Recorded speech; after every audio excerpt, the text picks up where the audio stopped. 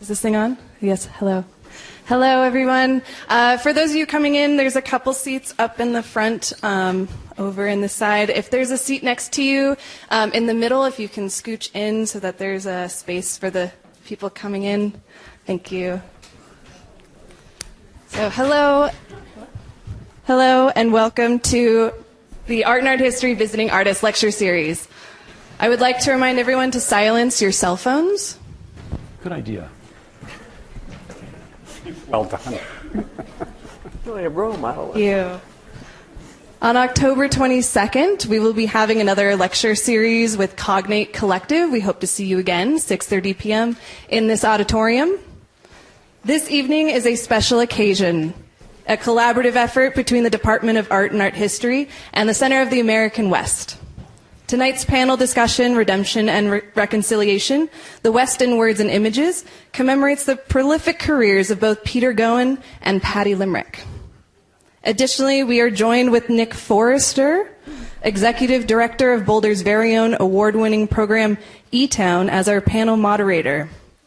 The format of tonight's program will be in-depth conversation between Peter and Patty, exploring the compatibility between the honest reckoning with loss and injury and the forceful move toward redemption and reconciliation. My name is Shelby McAuliffe. I am a second-year MFA graduate student in photography. It is a pleasure to introduce you one of my mentors and instructors who I have worked closely with for over 8 years, Peter Goin. The first time I took a photography class with Peter, he organized for 20 students to spend 2 weeks in Oaxaca, Mexico. During this time in Mexico, he taught us about the importance of establishing a relationship with communities and recognizing the significance of knowing what came before to understand how we got to where we are today. Peter Goin is a foundation professor of the art here, area head of photography and videography at University of Nevada, Reno. Goin is an American photographer best known for his work within the altered landscape. His work recontextualizes nature within the context of architectural built environments and how humans curate natural spaces. Goin is recognized for his work with nuclear landscapes and currently his extensive research on rephotography of Lake Tahoe. His work has been shown in over 50 museums nationally and internationally, and he is a recipient of 2 National Endowments of the Arts Fellowships. Patty Limerick is the faculty director and chair of the board of the Center of American West at the University of Colorado, where she is also a professor of history. Professor Limerick has dedicated her career to bridging the gap between academics and the general public, demonstrating the benefits of applying historical perspective to contemporary dilemmas, oral complexities, and conflicts. Limerick shifts the lens of the overly romanticized history of westward expansion and highlights contributions by women and people of color who played an imperative role. Limerick has received a number of awards, including the MacArthur Fellowship in 1995 to 2000, and the Hazel Barnes Prize, the University of Colorado's highest award for teaching and research in 2001. Limerick and Goin met at the Political Landscape New Directions in Interpreting the West, a conference sponsored by Anderson Ranch Arts Center and the Society for Photographic Education in 1989. This year marks the 30th anniversary of a poignant and temporal conference held here in the mountains of Colorado. Both Limerick and Goin have spent their careers at the crossroads of arts and humanities, reframing the legacy of the American West. They worked collaboratively on a publication, Atlas of the New West, a book which looks at the West beyond the historical imperative of the conquest. Nick Forster is eTown's executive director and co-founder, executive co-producer, and co-host of eTown's radio show. He is founding member of the world-renowned bluegrass band Hot Rise, and an accomplished record producer, session musician, and touring sideman. A talented radio journalist and interviewer in his role as eTown host, Nick has interviewed such influencers and experts as Jane Goodall, Gaylord Nelson, Robert Kennedy Jr., and played with and interviewed musicians ranging from Willie Nelson to Jack Johnson. I would also like to thank the Center of American West, Honey and Kurt, for working on helping plan this event, as well as Kirsten Stoltz and Alex Sweetman for sparking this idea and working with me to bring Peter to CU Boulder. Thank you to Patty, Peter, and Nick for making this event possible.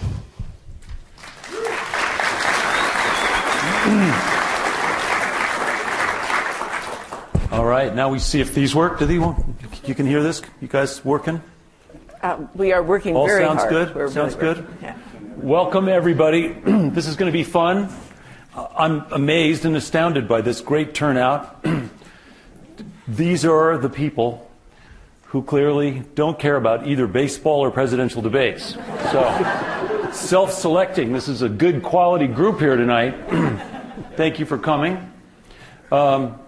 It's going to be cool. And what's nice about this particular combination is that these two are not just storytellers, but they're storytellers who chronicled a sort of pivotal transition, a moment when people's perception of the landscape or the western part of the United States, for example, or Western history, was evolving thanks to what they've been doing, in a way. They've been sort of leading this conversation in a direction that brings it up to date. So, storytellers, I'm going to start with you, Patty, and just sort of ask about if there's a good story you can tell about you and Peter when you first kind of recognized each other's unique gifts. I have an embarrassing and self-revealing story to tell, which The may best, not be best kind. right. Yes. Okay. So there are a couple of seats down here in the front. I think we can open up here. Just take those things and put them on the floor. Okay. So I had gone to a conference on landscape photography in 1989. So we are having our 30th anniversary here of that. And I had no idea what was going on in landscape photography. And I was in a phase where people asked me to speak on subjects on which I knew nothing, and it didn't trouble them a bit I spoke at the International High-Level Nuclear Waste Management Conference in Las Vegas at about the same time, and I wasn't doing any better there at knowing what I was talking about. But it always worked out. In this case, I arrived and I realized how much had changed in landscape photography. I still thought it was Ansel Adams and a romanticized, moonlit version of the West. So I had a speech that was made for giving 20 years earlier, and listening to the first day of presenters, I thought, I am really in a bad situation here. And I was younger, so I stayed up all night. And I dumped the speech and wrote a new speech. And that was very worth doing, because if I had given the speech that I had brought with me, I doubt that you would have sought me out for conversation. You might have sought me out for therapy, for neurological treatment, for any number of things. But because of the speech that I actually gave, based on hearing people for a day, we actually had a wonderful opportunity to sit together on somebody's porch and a beautiful view of mountains. That would happen in Snowmass. It was a bay window. Was it? I thought you were overlooking the mountains. Well, okay, so we had a beautiful view of the mountains while we were in Snowmass. It's hard to come by there. So anyway, so that is the story that if I had not been nimble and flexible and thinking, where did this damn speech come from and how can I retool, we would not have this excellent opportunity tonight to have this conversation. And Peter, let me just let's just talk a little bit about the beauty of your work, which is focused on altered landscapes and the sort of the intersection of human activity and this natural environment, particularly in the West, and your now native Nevada. Was there a thing that happened in your life? Was there a moment where you snapped a picture and you suddenly looked at the image and you thought, that's the direction I want to pursue? Something jumped out and revealed itself to you? I appreciate that question, and I'll tell you why. I started looking at my life from the perspective and through the lens of someone who worked for a congressman. So I started out as a young man as a legislative aide. A lot of people don't know this. Patty doesn't know this. No, I didn't know. And what happened was I was working for a congressman from Boston, and I didn't realize that there are certain protocols that you follow when you're a congressional aide. And I noticed the congressman was never there, but all the staff was in these little cubicles throughout the office. And so one day I asked for a meeting with the congressman, and I said, why do you have this big empty office, it's all ornate, when the whole staff is in this really tiny little area? Why don't you give us your office and you can have our office? I shouldn't have done that, actually. But he was, his name is, you might recognize his name, Michael Harrington. And he's not the Michael Harrington who wrote The Other America, but the Michael Harrington who was a representative from Boston. And he looked at me for a long time. You know, the pause. If you're an artist, you know the Cajun pause. It lasted quite a long time. I thought he was performing. And he said, you know, that's actually fair. The next day he moved out of his office. He moved all the staff in. And then when he decided to call me out, I thought, I'm going to be called out. I'm going to get a compliment. And he said, you now have to write a bill. That's your assignment. And so I did. Wow. And I wrote a bill. And you might know of this bill because it is still law to this very day. And this you don't know. I don't know. The bill is the 5-mile-an-hour bumper law. I thought, why can't a car have an accident 5 miles an hour? Why do we have to have all these accidents? Why does everyone get damaged? Why don't we say a car has to be able to have a 5-mile-an-hour accident without damage to the car and to the occupants? And the congressman said, brilliant, we're going to do this. So we went through the whole process. It's a longer story. We went through the whole process. The bill became law. Now that's pretty exciting for a young man, except I didn't realize that I stirred up the hornet's nest. I got more than 25,000 hate mail. I was followed by the FBI. My girlfriend at the time was harassed. Her house was invaded. She broke up with me.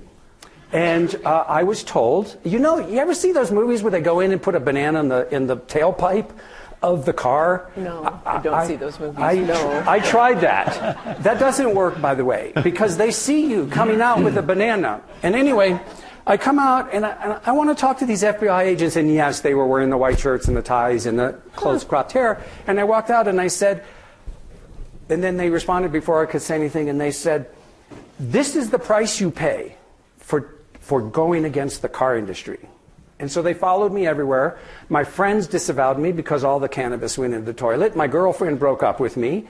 And I couldn't get a job after that. So I decided I wanted to do something different, and I went into the arts because I wanted to move into a world where I thought ideas truly mattered. And so that's actually the spark that got me into the fine arts. Wild. Wild. I have a story about the FBI and the humanities. Does it involve bananas? Hold on to that for just a sec, because I want to follow up on this, on Peter's point, because the fact that you were a legislative aide to a congressman from Boston suggests that you were civic-minded, that you were curious, that you were interested in policy and sort of humanity at large. And so what's interesting to me, at least, is that you carried that with you into your photography. So you carried that curiosity, you carried that sense of greater community, that sense of impact, that sense of, obviously you were empowered because you screwed with the auto industry. So you felt like that also gave you, and I don't know how many of you know about Peter's work at all, but among the many things he's focused on is essentially trespassing in places where there has been atomic, explosions, nuclear bombs and nuclear plants, and sort of sticking it to the man in one way or another in a funny way, right? Well, this is a series of different titles of my books and some of the images from those behind us that you're looking at, and they'll rotate through those, and you can see evidence of this origin as a political scientist in the fine arts, compelled to bear witness, compelled to be a citizen, offer conversation about what's happening in our world, and answer a 5-year-old's question, which is, Dad, what are you doing to make the world a better place? So I can answer that. Not that my daughter ever wanted to hear that answer, but she asked the question. Mm-hmm. And the roots of that are in all of my work. Everything that I do comes from that desire to be a good citizen and to bear witness. I'm not sure that effort has been truly appreciated by the government, but I was given access as the first artist on the grounds of the Nevada test site, and I am proud to say that more than 150 of my fine artist colleagues have been granted access to photograph on the grounds of the test site since I opened that door, and I'm very proud of that, because we need a community. It's not just about me. And so that's really how that evolved. Yeah. And Patty, in the sort of rabble-rousing, going against the grain, sticking it to the man tradition, can you think of some early examples of your going against the status quo that helped shape who you are today? I think I started off quite young, doing that in high school and other places probably before that, probably kindergarten, I guess, if you track me back far enough. So I did write a book called The Legacy of Conquest, and it did get a lively response from a number of older white men who went mad. And they said things to newspapers that were just beyond mystery. They said, one person said to the LA Times, a professor from the University of Texas, said that he was raising money to send me back to Russia, which was interesting because I had never been to Russia, so it was a little bit late for that. And I think he had missed also the end of the Cold War, so there was some confusion there. So then another professor at the University of Mexico was really mad, much madder than that. And actually, I'll end with the funnier. Well, anyway, there was a person at the University of Oklahoma who wrote an article called "The New Western History: The Latest Horror on the Block," and that was an article focused on me. But then the best one of all was a professor at University of Mexico who wrote an article in the Journal of the American West, and he accused me of being, and don't think this is easy to do all these things at once, being a Stalinist, a deconstructionist, and a fascist. I'm sorry, Peter, but you have really met your match here. We can talk about deconstructivism. Yeah. Right. I suspect that there was, because you're talking about the aftermath of writing your book. Yes. And your book was about recasting, reshaping, repositioning everyone's sort of preconceived notion of John Wayne and the West, or whatever it was that was the sort of stereotypical Western history. But in order to write your book, in order to come up with that research, in order to develop that sensibility, you must have somewhere along the line come up against something that you fundamentally disagreed with and saw it as wrong and entrenched. I would like to give a tribute to my mother at that occasion. My mother worked as a secretary at an insurance company in Los Angeles in the Depression, and she was in that situation where she couldn't say that she was married because married women were supposed to be supported by their husbands, so she was living a complicated life there. She was married, and there were vice presidents' offices in a row. She didn't tell me the story until I was in my mid or late 20s, but it certainly was something about her that had shaped me. And when I heard this story, I thought, okay, I can see what's going on. So she had a vice president of the insurance company, his door behind her, his office door. He was very pleasant to work for. He was respectful of her. Then one desk over was a woman who she liked very much, who had a very unpleasant vice president she worked for.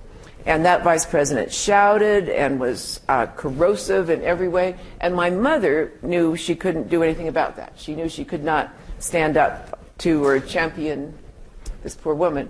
So she thought and thought and thought, and then she thought, I have it. So she waited until the bad vice president called the secretary in. The door was closed, but he was shouting very loudly, and she could hear that. And she went to her good vice president's door, knocked quietly on the door, and he was puzzled, and she said, shh, come with me. So she walked him over to where he could hear this man shouting abusively, and within 30 seconds, the good vice president said, you can go back to your desk. I'll take care of this. So, and indeed, he did get behavior change. So when my mother told me that story, I thought, well, that's the problem. I am not able to just, if I'm in a good situation, I can't just say, well, that worked out pretty well for me. I guess I'll just enjoy that. So the version of Western American history that I confronted when I was young was just so focused on the westward movement of white men, and it was so dismissive that the book that was the main textbook was called Westward Expansion, point of view entirely about the westward movement, and the chapter on Indians was called The Indian Barrier, and the chapter on Mexicans was called The Spanish Barrier. So something simply had to change with that. That was really, and it didn't look like anybody else was interested in going in, and I felt so fortunate that I could be the vice president in that. I didn't have to find someone else to take that on for me. Although when you think about it, that was not the young people, you just think about this, whether this was a clever move or not. I did not have tenure when that book came out. I was stepping on more toes than most people will ever have the chance to step on, and it was a precarious thing to be doing, to be writing, to have that book come out when you were up for tenure. People get to write reviews that you don't get to see or have any part in that. And so it may not have been the brightest move I ever made to do that before tenure. Well, let me point out that if you're, as a storyteller, as an historian, as a journalist, as a as an author, you're in the same category as Peter and me in a way that we're all artists. We're all going to do the thing that we're passionate about, and we've found our skill set. We found our thing that we've chosen as our means of expressing ourselves. So whether or not you had tenure, you didn't really have any choice. That was just something you were going to do it, and it's not about rational thinking all the time. It's about forward momentum, and it's about expressing yourself and publishing what you write. I find that an agonizing question that I wish you hadn't raised, because that was what I thought higher education was about. When I was a kid, my big sisters, I had sisters who were 7 and 9 years older, and I would go visit them, my brother-in-law at colleges, and I would buy a notebook in hopes that would make me look like a college student, which was not going to happen because I was 13, so that wasn't going so well. But I just thought, here are these places, and people are reading and discussing, and you can say what you're thinking. I had no idea about the pressures of conformity in higher education. Yeah. I was so unaware of that. So I went for a really long spell, and mostly got away with it, of saying, well, this is wonderful. I've entered a profession where you write with as much conviction and integrity as you can. And yet I see a much broader pattern of people being very legitimately worried about what they might face in the way of punitive reactions if they challenge the old guys, which apparently I did. Yeah. Well, Peter, let me ask you: was there a sort of a similar bit of work that you produced that created the kind of reaction or controversy that Patty's talking about? Was there a book or a series of photographs or an expedition or a journey that you felt like for the first time you were sort of having that same experience you had when you went up against the auto industry? That's totally interesting. In fact, there is not my first book, but the book Nuclear Landscapes that I did. Right there, you got the bunker. Which I timed this very well done. Yeah, you guys were working together so well. Got this down. As a professor in Nevada, I felt once I arrived that this was something that people didn't know about, that in Nevada we felt that this state that was an arid state, as most of you know, that had no value in the national dialogue. Even now, it's determined by the current administration as a potential sacrifice zone. And those of you who may know Ronald Reagan's allegation or charge that perhaps we should turn the Four Corners area into a national sacrifice zone so we didn't have to pay attention to environmental laws and we could exploit it to our purposes. But Nevada, who our then Governor Russell, and this was in 1952, said, well, this was a wasteland, but now it's blooming with atoms. We have brought productivity to the arid landscape. Ooh. And this bothered me, and so as a professor, a newly minted professor at the University of Nevada, I was charged with this notion that we're not allowed to see these landscapes. And I get myself into more trouble by asking questions, and my question was a simple one. Well, why not? Why can't I go there? And so I discovered, because it's a high security zone, this was during the period of time when they were still doing underground tests, and I didn't seem to care too much, and so I pursued this idea of getting access to the Nevada test site. And they thought it was hilarious at first that someone would want to do that from the fine arts, because why would I want to do it? It's not science, it's what are you going to do? And so I persisted for 8 months, 6 to 8 months, and got the entire congressional delegation from Nevada. The key to this vein here, the weft of this, is my skill with politics. So I was able to get the congressional delegation to support my application. And so I was able to get both senators and at that time, one single representative to the House, and to support my application. So I was given access to the Nevada test site. So I went to the Nevada test site and photographed, bearing witness, not going in saying, this is terrible, this is awful. I went in to educate us about what these landscapes look like. And I put myself in harm's way. It's not a story I like to talk about very much, but I did put myself in harm's way, felt that this was a necessary component of telling us what these lands look like. And they're different than you may think. So I made and published this book, and it turned out that the sequence of this was that it became immensely popular internationally. I've had more than 300 exhibits, more than 500 written narratives about this particular work. And I traveled around the world. I still have work on exhibit. I've had work on exhibit about nuclear landscapes ever since. But as a consequence of that, the government hired people to harass me at my public lectures. And if you see me looking around, you may not realize it's because I want to see all of you, but it's also because where's the heckler? Yeah, raise your hand if you're the government hack. Because I'll buy you a drink afterwards, which is in fact what happened. I was at the Seattle Museum of History and Industry talking, and the same guy gets up, and what he does, he heckles. He gets up and interrupts and yells and screams and calls me a communist and calls me, anti-American. And let's go back to Russia with me. In Russia, we could have, done and together. so, and finally at that talk, he came up to me afterwards and he shook my hand, says, "Love your talk. You really did a good job this time." I said, haven't I seen you before? And he said, well, yes, I'm paid. I follow you. It's a drag. If you could just send me your itinerary rather than we have to search and find everything. And he did. He followed me around for almost 2 years, professionally heckling me. But what he did to the audience, though, was quite interesting because he would antagonize you more than me because I was used to it. And he would yell at the audience, too, and get these battles going on. And I discovered that maybe the arts do matter, after all. And I felt this process, it reminds me, and I was almost going to add this to the end of your statement, I don't know if it's a Sioux Indian proverb, but it is an Indian proverb that you measure yourself by how much your enemies hate you. And all of a sudden, I thought, as this insignificant artist, that if the government's hiring a heckler, can I put that on my resume? It could work. And I thought, okay, I must be striking a chord.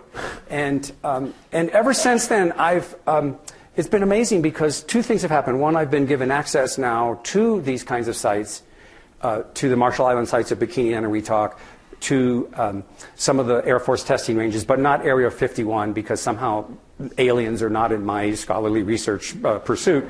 But I have been given access because they've changed now. It's changed. We had the test ban treaty, and they ended that. So then they called me up, and they said, well, sorry about all of that. Sorry. But what ideas do you have for the test site? What could we do? And I said, why don't you turn it into a tourist place? And if you don't know this, they now run tours at the Nevada test site. You can go there, and you can run on the buses. And part of the tour you're going on are the sites I photographed from the book. So you're actually re-photographing, revisiting a lot of the sites that I visited. That's so wild. Let me ask you, what percentage of the state of Nevada is federal land? Around 85 to 87%. 87% of the state is federal land. And so among the many sites that you visited, and I guess we should touch on the folly or naivete or hubris or whatever it was that said in your brain, oh, this seems like a good idea to go to these radioactive test sites. I'm assuming that you probably had a Geiger counter or some way of determining whether you were hanging out in a hot spot while you're just rambling around through these formerly nuclear test sites. How did you do that? I photographed not just at the Nevada test site, but at Hanford, at the Trinity site, which at that time was not publicly accessible. So there's a whole different story. I picked up Trinitite. I put it in my pocket because I was encouraged to do so. I've since donated some of the Trinitite to the Bancroft Library at the University of California, Berkeley. And Trinitite, for our guests here. Yes, Trinitite is that sand fused into green glass from that nuclear detonation. And I did have an exhibit of that work with the Geiger counter I carried, and somebody stole all of it. A whole other story about stealing radioactive contaminated material. That's another story. But the story I want to share with you is when I was in Hanford, I was given a guide, and when I was traveling to Hanford, I was so interested in the language of the nuclear age. And one of the sites that I photographed was called Burial Gardens. It's a very nice and sanitized place. We think of gardening. And so I went to this site, and it's just basically a trench with all kinds of cans and stuff where it's radioactive contaminants, and then they bury it, you understand, out of sight, out of mind. And I was photographing, and I work 4x5, which most of you would know, but tripod camera, and I have the hood, and I'm working. You see how this works? Yeah. That was good. Yeah. That was good. I'm working on that this. I got to speak. Wow. And so I'm photographing 4x5, and I was being carried around in a van. And my driver didn't get out with me. Okay, it's a hot day, I don't know. But then he's knocking on the inside of the glass of the window and yelling, and I can't quite hear what he's doing, but he's yelling. Turns out I was not in a zone where humans were allowed to be because it was highly contaminated. So now I need to ask, this is called audience participation. How many of you either know of or have seen the movie Karen Silkwood? Okay, so those of you who know this, remember the scene when she was put in the shower after she'd been radio contaminated? Do you remember that scene? When she had the first layer of her skin scraped off? Okay, if you haven't seen that movie, you can see that movie. It's available. Well, anyway, he came out and he said, look, this is you might be contaminated with plutonium. And I said the only natural thing a photographer would say, let me finish, I'm hurrying up. So I made the photograph, and I think I have the land speed record for 4x5 photography, 4 minutes, just saying. I don't know if that's true, but I made the photograph, got in, and then they took me to a decontamination zone. And in the decontamination zone, it's a big room, maybe 16 meters, whatever that is in feet square. And you go into this room, a big white room, and you stand in the middle, nothing in the room. And in comes 2 women, and I know because of their faces, and they're wearing the white suits, the white booties, helmets, gloves, and long, what looked like cattle prods. Well, that's not what they were, but they look like that. I'm starting to get nervous at this stage. And they come in, and they say, okay, we need you to strip. And I'm like, oh, what? And I said, well, and I'm pausing, as you can see, and they say, you have your bathing suit on, don't you? And I said, bathing suit? Why would I be wearing a bathing suit? They said, more than 30% of the workers at Hanford wear bathing suits to work in case this happens to them. Oh. So no, I wasn't wearing a bathing suit. So yes, I had to strip to my boxers. I'm telling you more personal information than you ever want to know. Fascinating. And so I have to strip to that, and they take literally 20 minutes to search to see if I had been contaminated. And if I had been, I would have gone through having the first layer of every layer of my skin removed on these wire brushes. Whew. So if you want to talk about nuclear fear, even telling the story, can you tell? Can you tell? I'm still feeling that. But I wasn't contaminated. The good news, I wasn't, and it was okay, and I can continue. Yeah. But the fear of that resides in my heart to this very day. Yeah. Patty, let me ask you. Go ahead. I was just wondering if we might have. I got my tour of Hanford. It probably was like 1989. So when were you there? I'm just wondering if we were. Let's see. I was probably in Hanford in '89. Mm-hmm. So that's kind of it. Before we actually met, we might have been. It was destiny. It certainly was that. So I had a much lighter visit. I was giving a speech at Whitman College, and they asked me what I wanted, and because actually I was giving many speeches there, and I said I would really like to have a tour of Hanford. So I did get that tour. I had a physical, I think, just before I went, and I was at Boulder Medical Center getting my physical. I said I have this slight cold. I have to get over it because I'm going to get to have a tour of Hanford. And the doctor said, "What's Hanford?" And that was one of those moments where I thought, really, a medical professional who doesn't, well, what's Hanford? You can hear many people say that. So I went on my tour of Hanford, and we met a lady. We had a wonderful, remarkable tour, and just many dimensions of which you got a much more prolonged exposure, so to speak. So I was. You know that Hanford is where they produced plutonium for the Nagasaki test, and bomb. Yeah, sorry. Very good point. Yeah. Thank you. The doctor might be here for all I know of that. Anyway, so we met this lady, and she was so nice, and she had started working there very soon after Hanford opened, and she was retiring that day. I think that might have been her last day, and she was so proud, and she was so. She actually said, not knowing I was a Western American historian, she went to that language and she said, we were pioneers. We were pushing back the frontiers of knowledge and serving the nation. And she had a story the story may not be the least bit funny, but I don't know how we could have resisted it. She told about how she had a job where she had some very dangerous chemicals, both chemically troubling and radioactive, and she was pouring them, and there was a splash that landed on her. And she said, and we're just, oh, what happened? And she said, it wasn't a problem because I was wearing one of those girdles that women wore back then. And so nothing got through that. Absolutely nothing got through. through that, and that girdle is in some landfill. I must have probably gone to WIP or something like that. So just a wonderful encounter with the article. You were talking about boxer shorts, so now I'm talking about girdles. So it's all coming we're together. We're getting there really. now. So for those of you who don't know, at Hanford, if you drank between 6 and 8 ounces of water, you got the equivalent of 1 chest X-ray. Just to give you an idea of that's the Columbia River, by the way. And the reason that they built it on that nest in the Columbia River so that if there was a nuclear calamity, they could divert the entire Columbia River across the Hanford landscape to essentially wash away into the Pacific Ocean. This was the strategy, whatever those contaminants may have been. Point out that because Western history is nothing but paradox, that the Hanford Reach is the one free-flowing part of the Columbia River. Now, so if you would be interested in seeing the Columbia River as it was before dams, that's the place. You wouldn't want to be getting out on the banks, particularly. In fact, my last Hanford story, so we were standing at this astounding place where the Columbia Plateau tribes used to cross. It's the crossing of the river that they most often use. And there were like 3 or 4 plants that had been shuttered but had yellow tape all around them. So you're looking at that, you're thinking of William Blake, I think you have to think of him, and was Jerusalem founded here among these dark...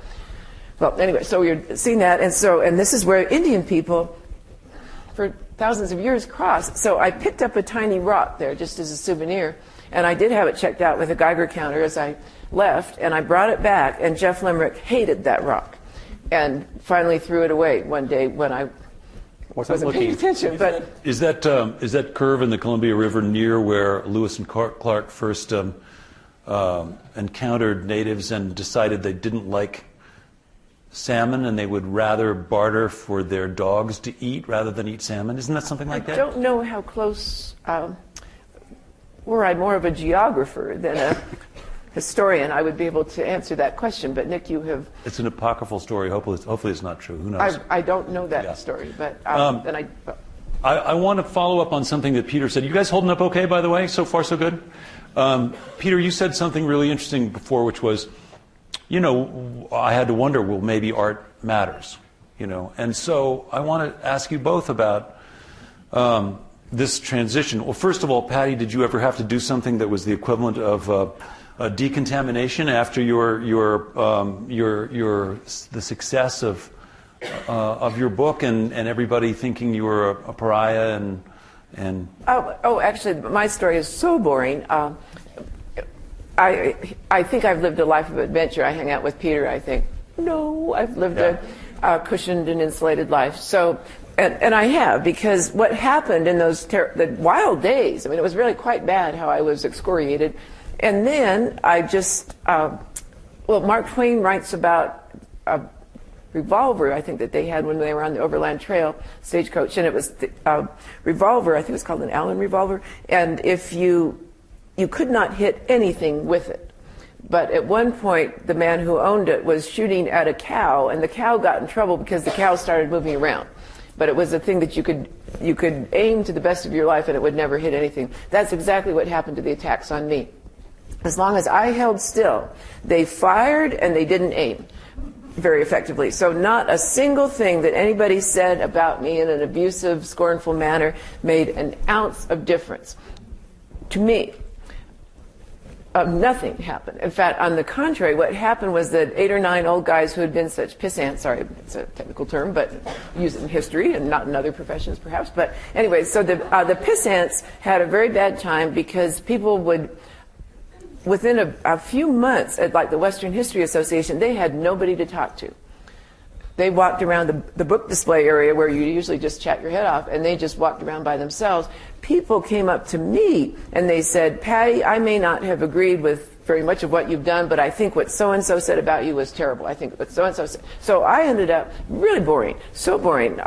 I just became the president of the Western History Association. Which is a little bit of a burden sometimes. So, and then that's when, pretty soon after that, was when I think Peter and I are in agreement in many things, but I think we do the roads fork here a bit here because the way I usually summarize it, and people in Boulder have had to watch this evolution here, I was once contentious and controversial, and then I became congenial and collaborative.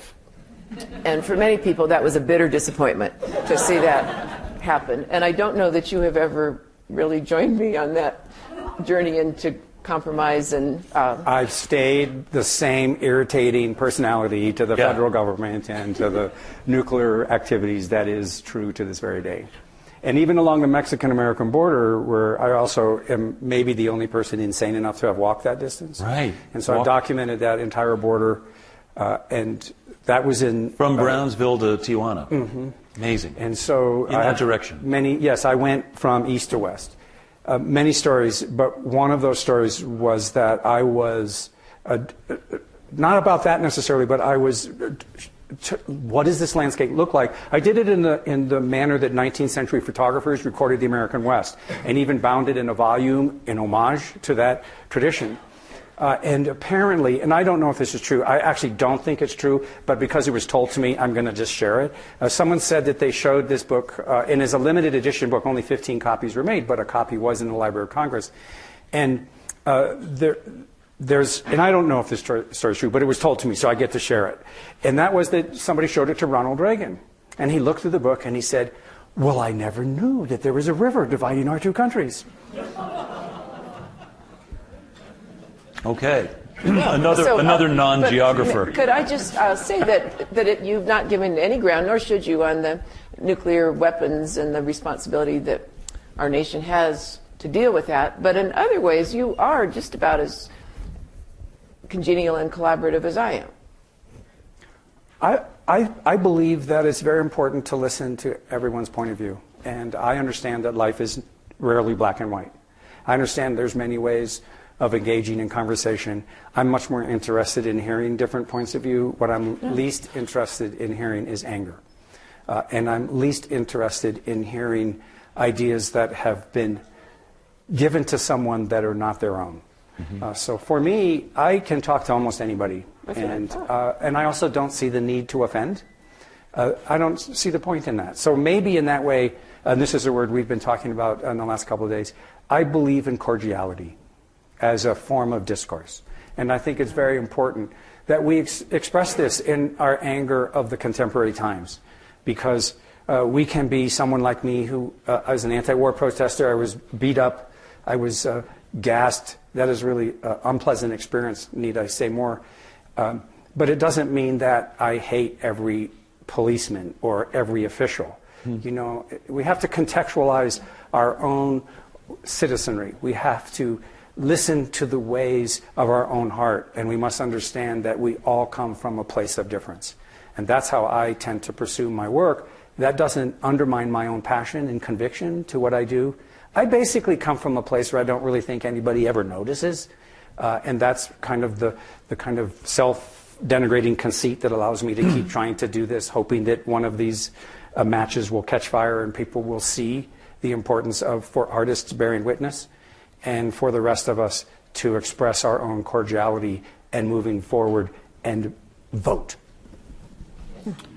That's, don't forget that the FBI did notice. Yeah, they did. Yeah. So, and if you've never been followed by the FBI, it's scarier than it seems. Yeah, I'm sure. And particularly when they go into your girlfriend's home, because not a story that's really fun to share, but she got pretty mad at me.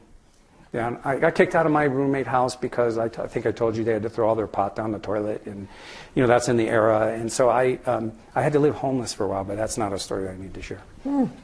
It's another story. It's another aspect of your past that I think is really interesting and informs who you are. I think it's impossible to summarize really anything that's happened so far this evening. But if there's a couple of little pieces. One is that you're both curious, you're both passionate, and you both have ways to illuminate on behalf of an audience certain issues, certain perspectives, certain ways of looking at things, and to shine a light in different ways without necessarily judgment, but inviting dialogue and inviting the conversation. And I think that's I think it's important. I think it's noble. I think it's not entirely honest, because I think you actually do have a point of view in there that comes out obliquely, but it comes out nonetheless. And for students who are thinking about, why does this matter? What does it mean? What's the point? there are minds that you have opened and in some cases changed, right? Both of you. I think so. And I'm sure that you've been in conversation with people who think of your work just bearing witness, as you say, as being communist or being anti-American. And I'm sure you've had opportunities to have conversations with those people, right? Oh, absolutely, in part because I don't mind hearing someone's objection to my work. Even a heckler, I took him out and bought him a drink. And people later said, what are you doing that for? He was mean to you. He disrupted you. And I actually thought he was a teacher. He taught me to deal with that kind of offense. He taught me to recover from the one mistake that I'm least proud of, which was at one of my lectures, someone looked at all of this nuclear contamination and they said, do you think we're ever going to have another nuclear bomb fired in anger? And at that moment I said yes, and I've forever regretted that. And so I'm living a life saying no, because I believe in human hope. I believe in our capacity to rise above. I really do believe in that restoration of the human spirit. I believe that. I'm scared to death, but I still believe it. Yeah. And I believe in the means of talking. And also, I don't need to persuade anyone to my point of view. I know that what's important to me is also to be an educator. What's important to me is to be able to stand in front of a classroom or to work with graduate students and share my heart for whomever they are, for whatever difference they represent, and to bring my experiences not as someone who is in a different position, but as another human to each other. And to me, this is a pathway that allows me to tell some of my students that I have discovered, as conceitful as this may seem or sound, the secret to life, which is to accept others in their difference and to live a life of commitment to the human spirit. And that's what I try to do. That's good. I want to bring this up into current times right now rather than looking back a little bit. And I guess I'll start with Peter again, if you don't mind, Patty. Could I guess I would only say that this is a comfortable thing to say. We do have reconciliation and redemption in our title for the evening. And in 2019, I'm thinking, good luck with that. And your remarks seemed naive. And I could have made them myself, which is why I feel maybe just let that go and let you say this cheerful thing about how we can bring out the better angels, basically. The better angels they're just they went to another planet. They're not. That's a very valid critique, and you may feel that. I believe that as we destroy the earth through our lack of awareness and our lack of consciousness or our selfishness, that it is indeed to follow the words of Buddha and go out and plant a tree. And so I believe in the effervescence of hope. Well, and even if it may seem naive, I also think that what we miss most of all is a hopeful statement, particularly from people who have, perhaps without sharing the details, borne witness and in a way had some suffering consequences of those. That it's not about how I've suffered. I don't feel that's appropriate, but it is how I have found rejuvenation in that hopeful naivete. And so I would challenge you by saying, I will embrace that hope and that naivete, and I ask you to join me. And I would probably do that tomorrow around 11 or something. I mean, after I do coffee. that. After coffee, I would. I'm a pendulum swinging from those moves. Well, I would like to say I have a hypothesis, which is that it really is one of the great things that we have in common. I loved your summary, even as though when you said there was no summary, then you gave that great summary. I feel that we are in our I have to put this in here. So I am a spoken word and written word person, and you are a visual person who is also irritatingly good at spoken and written words. So I don't poach on your turf. That's not going to happen. The stick figures are not going to be a entry in that. So it is great, actually, that you cross those things. I think that we are returning, and I do that, I just don't happen to be able to maintain all of that in 2019. The New York Times is a weight. My soul and probably many people's souls. Anyway, so I struggled more with that. But I think what we have in common is a physiology that just gets us going. That the universe can come at us in various ways and discourage us and threaten us, and the FBI can do different things and so on. But I think we are I'm going for biological determinism, that both you and I are energetic in a way that drives other people batty. Every once in a while we are in the company of people who can't bear us because we're so peppy and so... People need to sleep for some unknown reason. That's a peculiar thing. Yeah. Well, I think you shouldn't confuse... I mean, you're talking about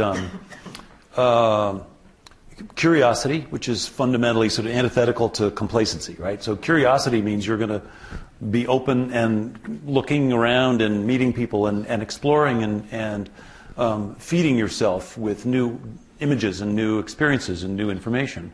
And I think what you're saying basically is even in times that are trying and exasperating, right.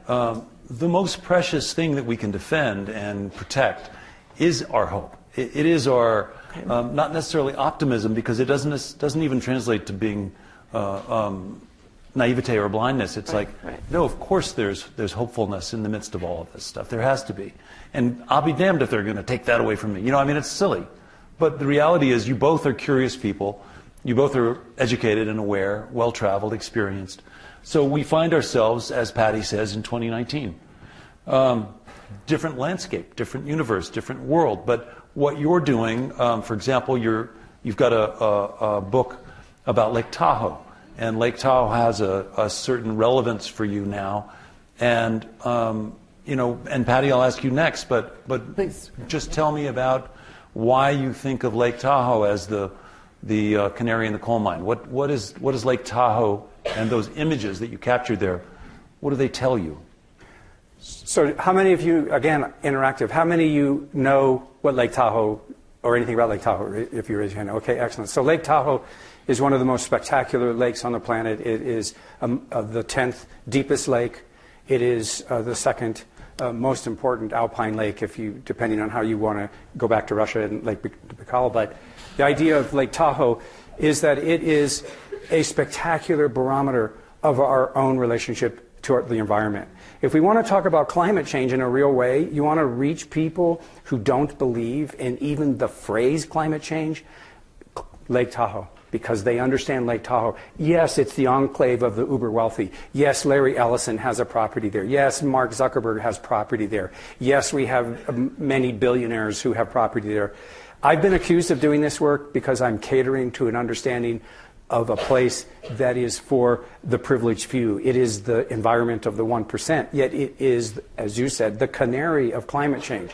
If Lake Tahoe dies, we go along with it. So if we can learn how to save this fragile environment, then we will have a case study for the rest of the planet in this way. And it's subversive. It's inherently subversive because it's done through rephotography. It's done through investigating the history of photography in the definition of place.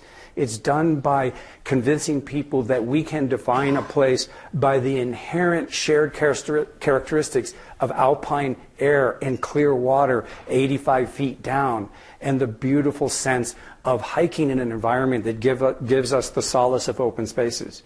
By doing this, it allows me to communicate to people who are unwilling to listen to a more confrontational narrative. It allows me to reach them and speak to them about saving the earth in their language, not in mine. Show me, don't tell me. Yeah, exactly. Patty, is there an equivalent in your world that's sort of a Lake Tahoe Yes.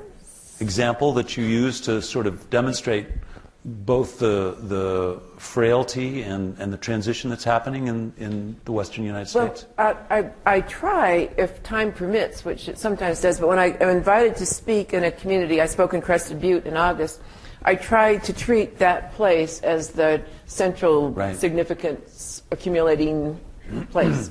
And that almost always is true. That when Crested Butte is perfect because you have this all-out mining, extractive economy, and then you have this recreational economy, and you have a very tense transition from the one to the other, but the transition happens, and I don't know, so Crescent View is a good example, but I try to do that wherever I'm invited to speak. If I can say to the people there, you are living at the center of significance in the American West today. For some reason, people find that flattering and daunting, and I mean, really, what audience can resist you if you say to the audience, I find you fascinating? Well, thank you. I mean, really, I don't know. But anyway, that works really well. Now that I've given my secret away. Anyway, but look at this group, would you? So the place that is that I just feel most affiliated with, even though I have very tenuous rights to claim that, Harney County, Oregon, where the Malheur National Wildlife Refuge is, and which became very famous in January of 2016 when Ammon Bundy and Ryan Bundy led a group with an armed takeover of that wildlife refuge. And I read every word that I could get in the media and listened to anything, NPR and so on. I remember being in the airport going to the American Historical Association with the New York Times, and I read the article about how the Burns Paiute people, Burns, Oregon, the main town there, how the Burns Paiute people had a press conference after 5 or 6 days after the Bundy takeover, and that Charlotte Rodriguez, who I'd never in my life encountered, but she was the Burns tribal chairwoman there, she gave a talk where she said, the Bundys say, return this place to the original owners. When she said that, that suddenly caused Ammon Bundy to remember that there were Indian people in the world, and so he said, oh, we would like to come talk to the tribe, and Charlotte Rodriguez said, well, we wouldn't particularly like to talk to you. She said, we have worked out our relationships with the people at the wildlife refuge. Those federal people work with us, and we can take our children there to look for the plants that have been important. So we would not take over that refuge. We would not challenge them. Then she said, however, if we were to do that, and we have no reason to, but if we were to, we would not be sending out piteous messages asking for warm socks and snacks to be brought to us. We would know what you can do with a rabbit. We would know how you... So I was so enchanted with that. So I pretty soon after that wrote her a fan letter, and we did bring her here. Some people might have seen her. We had Charlotte Rodriguez here, which was unbelievable to get to be her friend. Then some people who were making a film about the refuge takeover invited me to come speak. Well, they said they would come here to interview me as a talking head for their film. I thought, I am not going to look good. This tormented community just torn apart by the occupiers. If I am sitting in a professor's office 1,000 miles away, book-lined office, saying, well, the public lands have been a source of controversy, I am going to look so bad. And so I asked if they would not buy 2 tickets for themselves to come here, but could I just go there? So I've been to Harney County twice. When that film opens, I will get to be the MC there. I just brought Sheriff Dave Ward. Anybody here who came to hear Sheriff Dave Ward? Woohoo! Woohoo! He was the unit of trying to hold things together in that county. He's an extraordinary human being, and also one of the world's, am I right, ladies and gentlemen who were there, one of the world's funniest storytellers as well in that. So Harney County is my place of affiliation in lots of ways, and it's not to be confused with Lake Tahoe, because it floods out every now and then. That's why there's a wildlife refuge there. So I do feel that if I can keep my eye on that community and how they have been torn apart and how they have tried to come back together with some of the issues that most fragment the United States today, that I will have to say there's a bedrock of self-interest that I want to be in their company. And I want them to be, to know me, which is not necessarily to like me. So that is an anchor to me, to have that tie in Harney County. And at some point, if I ever had time, there are people in the academic profession who write books. Right. I was going to ask, is that your next book? My next book, I don't know. I kind of went out of the book writing mode, partly because I think it's a good time. I think you could just list pieces and parts of it. Just write a couple chapters. Well, I'm very familiar with the thing. I've told many students that when you were writing a long thing, say you were writing a senior thesis, you will never write that whole thesis at one moment. So you only write the words in front of you, and that is often lost to young people who become anxious over a long thing. And apparently I have lost that myself, because I write plenty of short things, but I don't write long things. I think my problem in life, which is the most enviable problem, the Legacy of Conquest did almost everything I ever wanted a book to do for me and for the world. So you made your move too soon. Yes. Someone should have lassoed me and slowed me down, because, because I got to where I wanted to get in the book writing world a little bit too early. Oh man, we're glad you did when you did. We're almost going to wrap things up pretty quick. We've got a little bit of time left. I don't know that there's going to be either a need or an opportunity for Q&A, but there may be. Before we get there, I want to ask both of you about, sometimes visual artists, painters, will work on a painting, and they reach a point where they recognize that it's done. And it's not easy to tell, but they just say, you know what, that last brush stroke, okay, I'm good. I'm going to put this one down, I'm going to put up another blank canvas, and I'm going to do this next project. Is there a moment that you could anticipate, either of you, that would define a kind of success that would let you say, okay, I've accomplished this thing, and now either the pressure's off or I'm going to go on now? I mean, you've obviously created lots of books of different subjects and different material, but is there a way that you could achieve some kind of destination that would give you solace and give you comfort? It's interesting. I joke around about this, and people say, well, you've done so many books. How many have you done? And I've lost track. And they say, how can you lose track of how many books you've done? That's like losing track of how many children you've had. Why? It's 21, 22, doesn't matter. But I joke around and say, well, I'm going to keep doing it until I get it right. And that's just a self-deprecating form of humor. But the reality is that I believe that one of the challenges that we have as artists particularly, and I believe it's for scholars as well, and that is to live a dedicated life. And so the end is easy. It's when you die. Right. As long as you live that life, it doesn't mean I'll be doing the same thing always. I could retire, but I stay to teach because I love my students. And for perhaps some of those of you here today who visit with me, perhaps you felt some of that, at least my caring for you. I am here and working and living a dedicated life, and that is part of what I do. I transition into different periods, but I will always be, to the best of my own mental capacities, be involved, be engaged, be responsive to those who seek mentoring, and try to offer, should I be asked, because I don't offer unless I'm asked, the advice or the counsel of my ages and my time and my many lives. Mm-hmm. And so I will keep being creative, and also I have a need to make sure that my work doesn't get lost. Mm-hmm. So I've been working on this for about 10 years, and I have almost 10,000 images that are in public archives throughout this country, from the Library of Congress to the Bancroft Library to the University of Arizona, etc. Let me ask a more pointed question, which is, for example, when you look, talking about the book that you did of the border and walking that border between Brownsville and Tijuana and the experiences there, we're in the midst of a time where people don't understand the border, and there's a lot of controversy around the border, and there's a lot of cruelty and inhumanity along the border. Does that therefore give you an opportunity to go and revisit that work and try to shine another light on it and amplify it and help point people to those images and some of the encounters and some of the faces that you've chronicled in that kind of thing?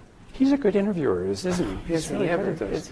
So I don't know how you know this, if you do, but when I photographed along the border, I was processing 4x5 black and white film, and I was processing in places like Marfa, Texas, where the water coming out of the tap, the cold water was 105 degrees, using ice, trying to process film because I didn't have enough holders for the time I was there for the film. And so the film suffered a lot of streaking and spots and improper development, even though I did my best to do this. So I couldn't use a lot of those negatives. But now with the advent of the digital era, I've I've hired a research team. You didn't work on those, did you? I don't think. No. But I hired a research team, and I have students who are working, and we cleaned all those up, and we created an archive of those. It's 167 images that are now going to be put online, and we now have a publisher who's interested not in writing about the problems that are there, but getting perhaps a Chicana or someone from a Latinx community to write not about what's wrong, but to write about the hope in the sense of believing in a future against all odds, to write that story. And we're in the middle of doing that now. So that work will now become so much more publicly available. There'll be another project that comes with another writer's byline that enables not just this work, but those experiences to continue. And I just have one other thing. I've only shown that work once at a conference of a conference of historians who speak Spanish. Oh. And in the audience was one of my students who was a DACA student, and she was crying, and she started sobbing. And so that kind of like as one of you started crying and sobbing, you would say, "Are you okay?" Right? And so the moderator said, "Are you okay?" And she stood up, and she said, I don't know what to tell you, but those photographs are the landscape I came across. Ooh. And I'm going to be sent back to a country that I never lived in. And I'm crying because I'm losing the country I love." And so I asked her to put her story into words, and she did, and that will be a preface. And, she's 20 years old, and she has written this narrative. So somehow I think this works. I hope it works. So thank you for that transition, because we do have a very sizable grant from the Mellon Foundation for me to spend the next year is working with young people with advanced degrees in history and helping them repurpose their skills, taking the academic skills that can work for communicating with wider audiences, and also entrepreneurially marketing those skills so they don't just wait to be discovered, so that some of the enormous satisfactions that I've had in life as a historian working outside the boundaries, I can pass that on. And the encouraging of young people has been what I have done all my life. And so I should have said, when you said, I could write a book about the occupation, I should have said Anthony McCann, who must be pushing 32 at this point, 34 maybe, he wrote a very good book called Shadowlands, and I would like to recommend that book to you and say maybe I'm off the hook on that one.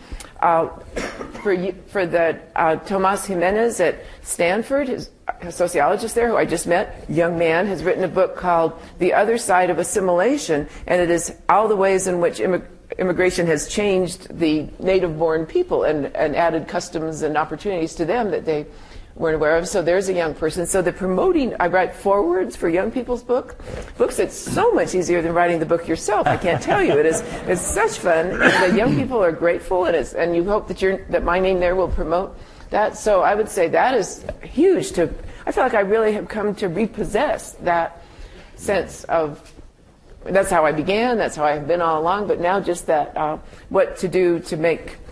I'm looking at one right now of a young person who is going to be, and already is one of those high achievers. Well, probably I'm looking it up. Well, there they all are. So anyway, so I really like that. And this visit, which I'm so grateful to Kirsten and Shelby for arranging, I wonder what it is that we might do if we did something together. Because I have most wonderful coworkers, and Kurt Gutjahr, our managing director, is a most wonderful collaborator and co-pilot, sounding board, and so on. But I just can't help but think that there is something. I don't have that many other historians with whom I get to say, okay, so I'm going to give a talk on the history of the public lands in Harney County, and I'm going to walk in, and my hosts are going to say there is somebody representing every imaginable political opinion in this room tonight. I have very few people I can think, how do we handle that? Do you happen to know how we handle that? So I think that there would be something that, I'm not sure this was your goal, Shelby, but here we are, and if something comes out of that, and we would certainly hope it would have a musical component. Nice touch. Let me. So you guys are like the Rosetta Stone for all contemporary issues, and this is great. Everyone can understand and access and connect with and engage with these critical issues. These are not trivial things. How we live, how we treat the planet, how we treat each other. These are not small things. And in some ways, it is best if it is art and language and or music or other ways to engage that circumvent the head-on collision. So I just want to reiterate what everybody here already knows, which is you're doing good stuff. Thank you. Keep it up. And we're proud of you. And it's great that we got to see both of you together and to have this reunion after 30 years of a casual friendship. And thanks for doing this, and thanks to all of you for coming. And good job.